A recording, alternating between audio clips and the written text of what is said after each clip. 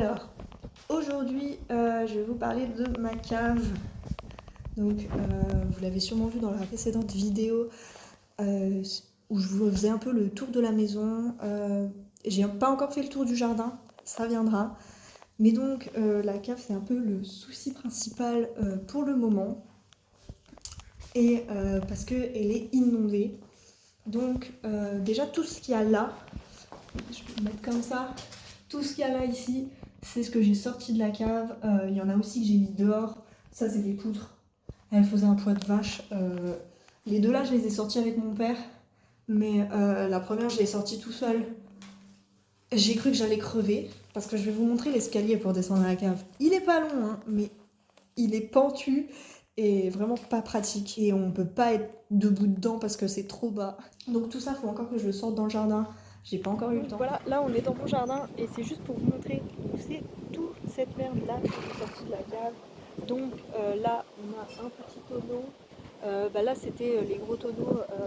Il y en a deux qui ont éclaté et le troisième c'est moi qui l'ai éclaté parce qu'il prenait trop de place et je vais brûler tout ça. Tout ça c'est les palettes sur lesquelles les machins étaient posés. Et là, hop, juste là c'est des grosses planches que j'avais dans ma cave aussi et qui sont à peu près saines. Donc je me suis dit que ce serait un peu con de les brûler parce que ça peut toujours servir, notamment pour les aménagements que je vais faire pour mes chevaux. Donc par exemple pour faire une barrière, tout ça. Et ça, là, la grosse là, c'est la poutre que j'ai sortie toute seule, donc qui est un peu moins lourde que les deux que j'ai sorties avec mon père. Mais comment vous dire que j'en ai chié, genre la truc fait plus de 2 mètres de haut. Bon, je vous montre, elle arrive là. Et c'est lourd quoi, c'est du chêne. Et en fait, comme j'avais un peu sorti tout ça au début, et que ça, déjà, on voit que c'est du bois tout pourri, tout vermoulu, mais comme c'était plein d'humidité, c'était vachement lourd. Et déjà ça c'était lourd, mais je me disais bon tranquille, c'est quand même vermoulu, c'est pas du bois massif quoi. Ah je peux vous dire que j'en ai chié pour la poutre. Hein. Anyway, c'est parti, allons dans la cave. Donc comme vous voyez, il faut se baisser le chou. Ça fait un peu flipper comme ça, mais on a de la chance parce que on a de la lumière, puisque il y a un seau de loup là et qu'on est à l'heure où le soleil rentre dans la cave. Donc voilà, nous y sommes. Elle n'est pas super grande, hein. C'est une petite cave voûtée assez mince. On a l'escalier et j'ai déjà vidé donc pas mal de ce qui s'y trouvait. Je vous mettrai, j'ai pris une petite vidéo. On voyait pas beaucoup parce que du coup on n'avait pas le soleil avec nous. Mais il y avait 4 gros tonneaux, enfin 2 gros et 2 petits, des poutres, des planches. Ok, donc là c'est une petite vidéo de la cave avant que je commence à la vider. Donc faites pas attention à la poussière qu'on voit voler, c'est parce que je filmais avec le flash. Là on voit les tonneaux donc qui étaient posés sur des grosses poutres, plein de bric-à-brac comme ça. Et le sol aussi, il y avait beaucoup plus de boue, j'ai un peu commencé à vider tout ça. Et donc l'escalier pour remonter. Mais donc il y avait pas mal de merde et je vais vous montrer le sol comme c'est inondé. Donc voilà, là il reste 2 planches que j'ai laissées au milieu pour pouvoir marcher sans être dans la gadoue. Tous les agglos que j'ai pas encore sortis, ça c'était les poutres qui étaient posées dessus. Encore des agglos. Donc là il y a 2 petites niches comme ça. Ça c'est un porte-bouteille là que j'ai pas enlevé parce qu'il est scellé au mur. Et donc là encore des agglos. Alors je sais pas si vous voyez, mais juste ici il y a un trou. Et en fait là il y a une petite rigole tout le long de la cave, tac, qui va jusque là-bas où il y a un autre trou. C'est vraiment où c'est inondé de fou. Et donc là on a cet autre trou. Et en fait le truc c'est que la rigole qui est là, donc là je l'ai débouché, j'ai commencé. J'ai débouché aussi ce qui va dans le trou. Mais à partir de là, on voit que c'est bien bouché. Là, tout ce qu'on voit, c'est pas de l'eau, c'est de la gadoue. Et en fait, là, on pense que ce qui coule ici, c'est le trop-plein d'un puits que j'ai dans la cuisine. Et comme c'est bouché, là, parce qu'il y a de la gadoue, et ça s'infiltre entre les dalles. Parce qu'en fait, c'est une cave, le sol est en grosses dalles pavées comme ça. Et donc vous voyez, entre chaque dalle, là, ça s'infiltre pour venir se mettre au milieu. Et j'espère que le problème se réglera déjà majoritairement en curant toute cette petite rigole, ce qui fera qu'il n'y aura plus de rétention d'eau ici au milieu. D'ailleurs, on peut voir que l'eau coule en ce moment, parce qu'il n'y a plus. Donc si c'est un puits d'eau pluviale, ça fait sens. Je vais essayer de vous faire un close-up, mais je vois plus trop où elle coule. Je sais pas du tout si on verra en vidéo, si ici on voit le courant du coup. Voilà. Et donc l'eau qui va bien à ce point-là derrière. Et donc en curant toute la rigole, bon elle fait aussi le tour de l'autre côté, mais c'est vraiment l'eau vient de là-bas. Et donc en curant toute cette rigole, j'espère que j'arriverai à retrouver un semblant de sanité dans la cave. Faut aussi là que je dégage le seau de loup parce que j'ai des pierres qui sont tombées, j'ai de la terre qui rentre. Donc là, une fois que ce sera dégagé, l'air pourra beaucoup plus entrer et sortir, ce qui permettra aussi de réguler l'humidité. Alors, je vous fais un petit close-up sur la rigole qui court tout le long de la cave. Donc, on voit bien à quel point elle est bouchée. Là, c'était vraiment avant que je commence à nettoyer. C'est pour ça, il y a encore des bouteilles, il y a énormément de terre, il y a toutes les poutres. Et on voit bien à quel point la rigole est bouchée, ce qui fait que l'eau, bah, pour essayer de se frayer un chemin, passe par le milieu de la cave. Donc là, ce qu'on va essayer de faire, c'est vraiment, de curer toute cette rigole pour, permettre le passage de l'eau. Là, on voit, les gros bouts de bois qui pouvaient boucher et donc j'espère qu'en enlevant tout ça, ça permettra d'assainir un peu cette cave et d'éviter, que l'eau stagnante apporte, autant d'humidité comme c'est le cas en ce moment. Donc j'en profite également pour vous montrer un petit peu mieux, l'endroit d'où l'eau quitte la cave. On voit bien que la rigole arrive donc bien jusque là et c'est là que j'ai commencé à la curer, c'est pour ça qu'elle est un tout petit peu plus claire. Si ça suffit pas, je verrai peut-être, je sais pas, pour condamner le puits qu'il y a dans la cuisine, enfin, pas forcément le condamner, mais pour dévier le trop-plein. On verra ça. Hop. Donc le puits en question est ici. On pense sous cette dalle. On n'a pas fait de recherche plus que ça pour voir si c'était vraiment un puits, si c'était vraiment le trop-plein. J'ai fait quelques petites études de terrain avec une baguette de coudrier. Mais je suis pas hyper formée pour ça en fait. C'était la première fois que je l'utilisais. Donc je suis pas super sûre de mes analyses.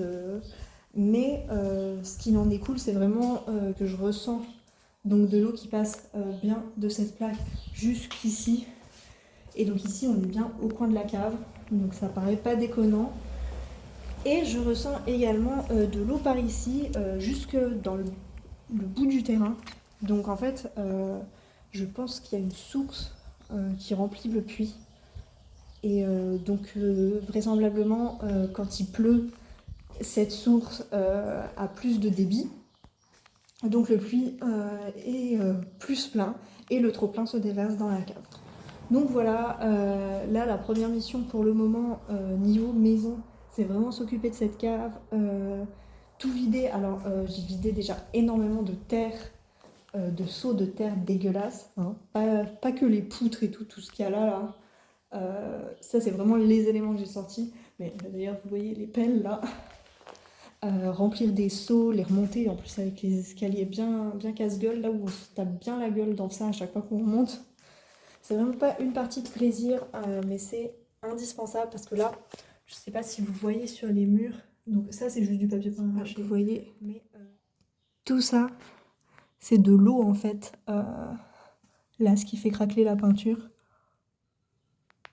C'est vraiment, les murs sont trempés parce qu'il n'y a pas de chauffage et que l'humidité de la cave donc remonte ici. Là aussi, on voit bien comme c'est brillant. C'est pas juste de la peinture brillante, c'est mouillé. Et pareil là, là on voit carrément, hop, voilà, on voit carrément une dégoulinure d'eau. C'est quand même très mauvais parce qu'à terme ça va vraiment pouvoir attaquer la structure de la maison. Là pour le moment ça s'attaque au lambris qui va dégager, donc je m'en fiche. À ces éléments en bois qui pareil vont partir parce que de toute façon ils étaient déjà en mauvais état. Donc pour le moment c'est pas quelque chose de grave. mais ça reste un point important duquel s'occuper parce que pour assainir la maison en fait. Parce que l'humidité c'est porteur aussi de maladies, de plein de choses, de champignons. La moisissure c'est mauvais pour le système respiratoire. Enfin, je peux pas rester dans une maison comme ça. Et facteur autre d'humidité ici, c'est qu'en fait toute cette partie-là de la maison est semi-enterrée. C'est-à-dire que là, moi, la fenêtre m'arrive ici, et dehors, on est au sol, quoi. Je vais vous montrer, on voit mieux depuis le petit salon là-bas. Donc vous voyez bien, là, on est ici à la tablette de fenêtre, donc au niveau de la hanche. Et dehors, on a tout de suite le rosier, le sol. Et donc le fait que ce soit semi-enterré, pareil, par capillarité, ça ramène toute l'humidité du terrain extérieur à l'intérieur. Donc les tablettes là, on voit que c'est bien gondolé. Alors après pareil, ça sépare. Mais c'est aussi un point important duquel s'occuper, donc désenterrer tout un côté de la maison. Et c'est vraiment sur ce côté-là où, avec la baguette de coudrier, je sens aussi donc la source qui vraisemblablement alimente ce puits dans la cuisine. Donc ça risque encore d'être coton à faire. Mais bon, une fois que ce sera fait, ça amènera... ça assainira beaucoup la maison et ce sera vachement cool.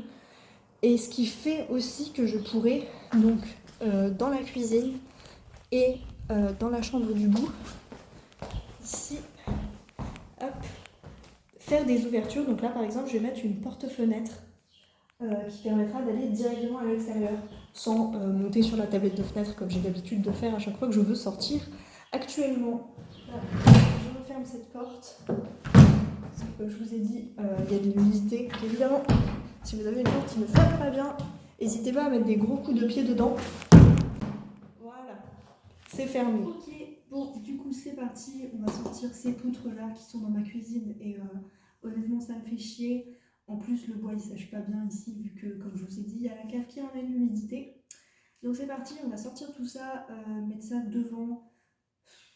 Je sais pas trop où, parce que j'ai pas envie de foutre ça dans l'herbe, pas sécher si je les mets dans l'herbe. Mais en même temps, si je les mets sur la dalle que j'ai devant, quand je viens et que je mets ma voiture, ça peut bloquer et tout. Je passe le foin aussi, enfin bref. Ça risque d'être chiant, donc on va essayer de trouver une place. Puis sinon, je les laisserai sur la dalle le temps de trouver. Voilà, c'est parti. On commence par celle-là. Celle-là, elle est plus petite, donc ça va.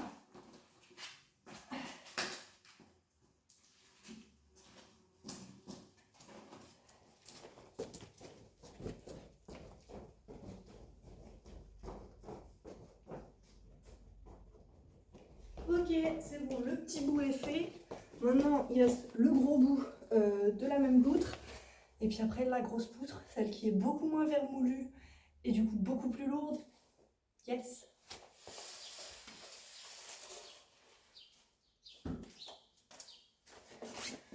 Évidemment, comme on pouvait s'en douter, elle ne passe pas dans les portes.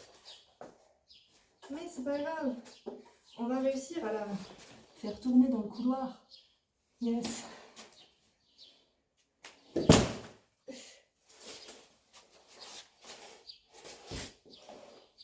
Ok.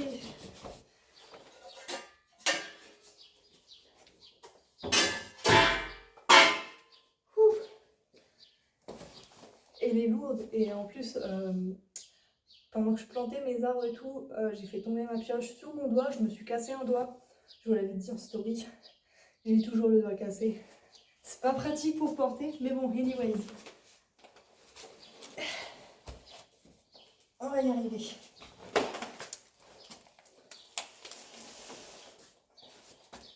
C'est un peu comme un créneau en voiture. Hop, faut juste prendre son temps et au bout d'un moment ça passe. Putain, c'est pour cette merde. Voilà, c'est passé. Yes.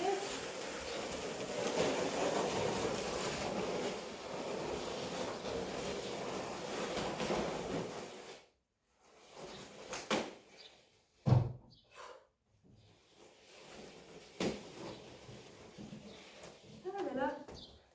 On aime les travaux parce que ça nous rend toujours dégueulasses, quoi. Je suis claquée. J'ai bougé 2 bouts de poutre et ça y est, j'ai envie de dormir. Ah, puis j'ai mal à la gorge là. Alors la poussière de bois pourri, c'est vraiment pas l'idéal. Je vais laisser le tas là en fait. Parce que je vais aller prendre un seau comme ça. Je mettrai tout dans un seau, ça m'évitera d'aller jusqu'au fin fond de l'univers. Allez, dernière poutre. Non, j'ai rien cassé. J'ai juste jeté la poutre par terre, ça m'a saoulée. Vous savez quoi, je vais vous prendre avec moi, je vais vous reposer là. Histoire que vous me voyez galérer. Sinon, c'est drôle pour personne. Ouais. Cadrage très nul, parce qu'on ne voit ni ma gueule ni la poutre. Où est-ce que je pourrais vous poser, putain? Ah, ça peut être cool là. Regardez comme c'est beau. Allez, c'est parti.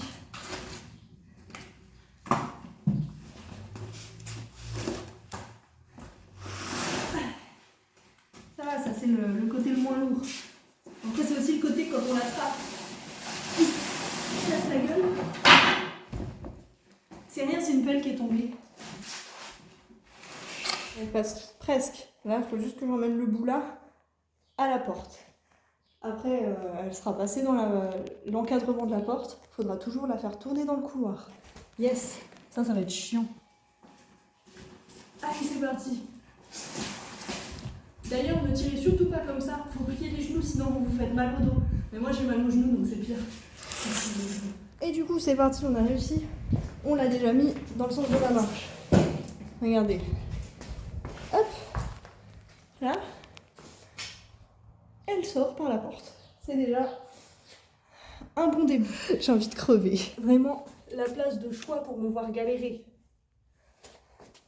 Ah oui aussi, j'ai oublié de vous dire, quand vous portez des trucs genre dégueulasses comme ça, mettez des gants. Oui, je ne suis absolument pas mes propres conseils, mais je sais pas ce que j'ai fait de mes gants, je les ai perdus. Voilà. Je voulais vous faire un petit du pouce comme ça, mais je peux pas, j'ai une poutre. Allez, c'est parti.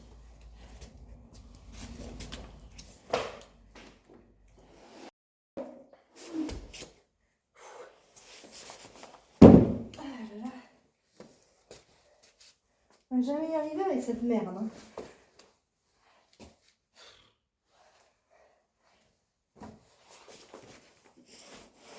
Ah, elle coince sur l'escalier là-bas, yes. Super, manquait plus que ça.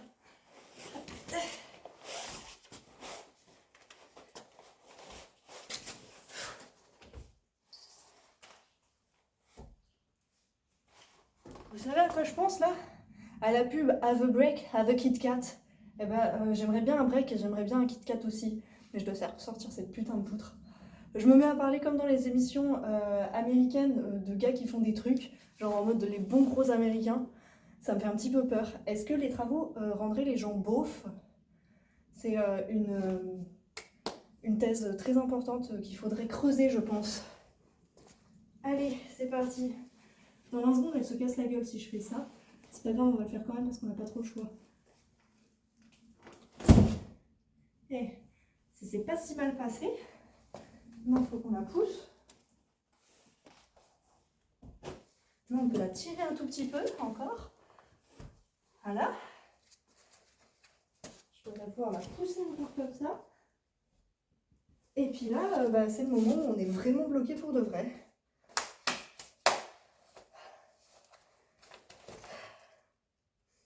Chiasse. Ok. On tente des trucs.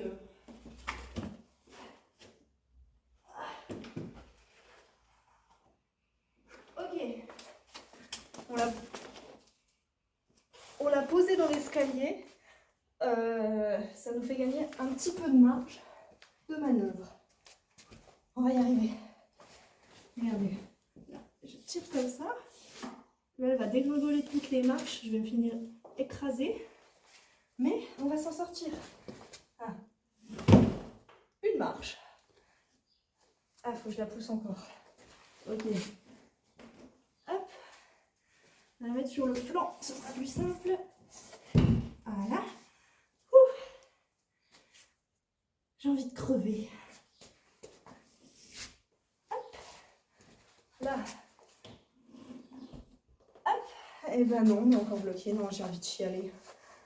C'est pas vrai. Ok. Et là, c'est le moment où on est bloqué pour de vrai, il n'y a plus d'échappatoire nulle part. Vas-y, mais en plus, là, j'ai une porte qui nous permettrait de gagner genre 30 cm. Si seulement, genre, la porte était là, quoi. Mais non. Bon, que faire? Que faire? Je crois que c'est le moment où on se résigne et on coupe la poutre en deux. Donc, je vais chercher une scie.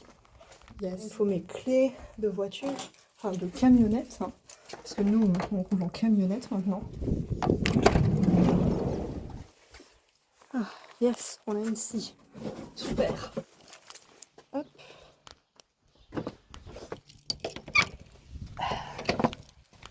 C'est parti. Découpons cette poutre de malheur. Donc là, bah, contre le mur, quoi. Et en fait, là, je peux plus la bouger là, parce que là, je suis contre ici. Et je suis également contre là. J'ai réussi à gagner un petit peu, parce qu'avant, elle bloquait ici. Donc en la montant dans l'escalier. Mais bah, ça passe toujours pas. Du coup, bah, on va couper ici, quoi. Pour pouvoir tourner le cul et puis avancer dans le couloir. Let's go! Après, c'est du bois foutu, hein, donc ça va aller.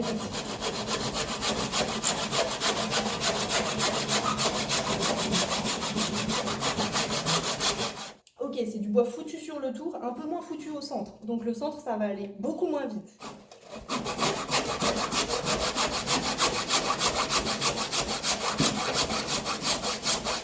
Je vais enlever ma petite veste parce que j'ai chaud. Sans déconner, là j'allais partir de chez moi, je me suis juste dit, allez, sortons les poutres avant de partir, ça va nous prendre genre 20 secondes. Ouais, c'est ça. Ouais. C'est long, c'est chiant, ça fait du bruit et ça me donne envie de tousser. Voilà.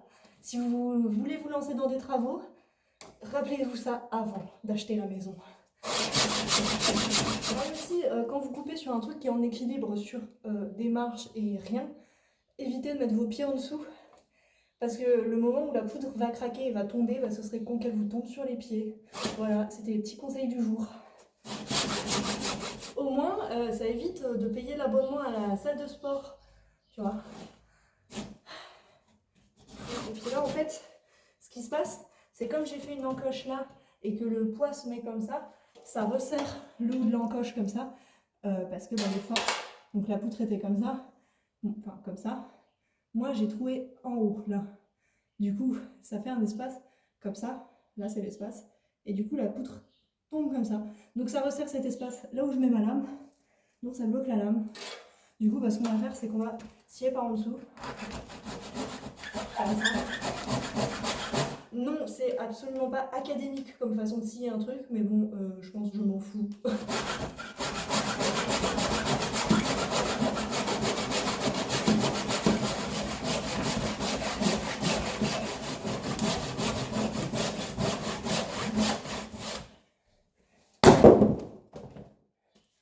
Voilà, c'est coupé.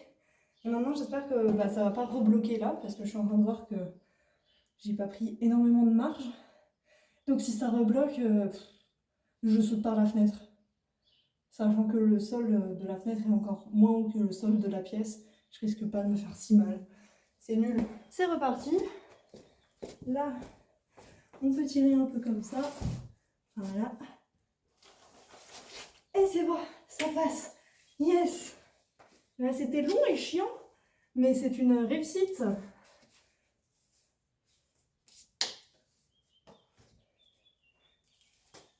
Allez. Oula, j'ai trop mal au doigt. Mon doigt cassé là. C'est bon.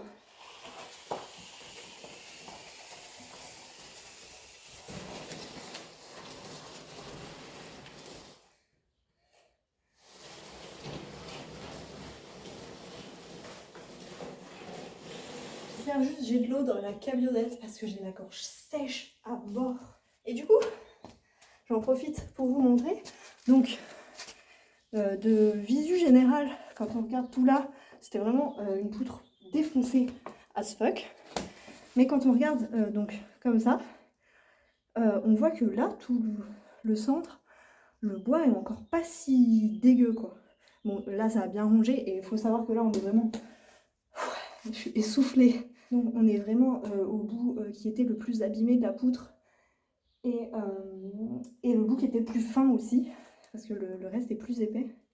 Mais donc on voit que là, donc là où ça m'a pris le plus de temps pour scier, c'est quand même du bois assez bien. Donc on s'en servirait pas pour une poutre de structure, hein.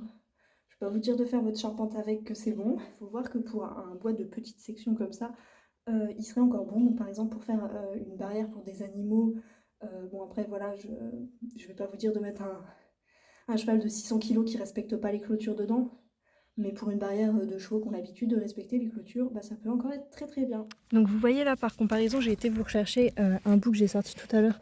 Donc c'était le premier bout que j'ai sorti, celui qui était beaucoup plus léger et je l'ai même pété en deux. Vous voyez bien qu'il y a tout le bout là.